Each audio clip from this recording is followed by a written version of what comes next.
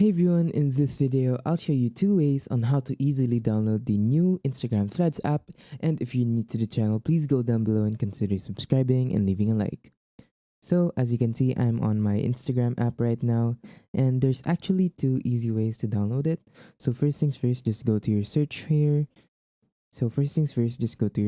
And then search for Threads. And as you can see on the actual search bar, there's kind of like a red ticket icon.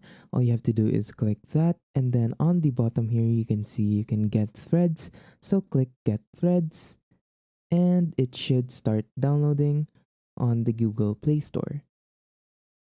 Of course, the other easy way is just go directly to your Play Store, search for threads on Instagram, and as you can see, it's the first one that pops up. Though be warned, there is a copy app right here. As you can see, the author is Digilab and not Instagram. Make sure you don't fall for that because that is a fake. Make sure that the author is Instagram, as you can see here. Just hit install, wait for it to start downloading. And if you found this video useful, don't forget to hit the like and subscribe button to watch all the upcoming videos, and goodbye.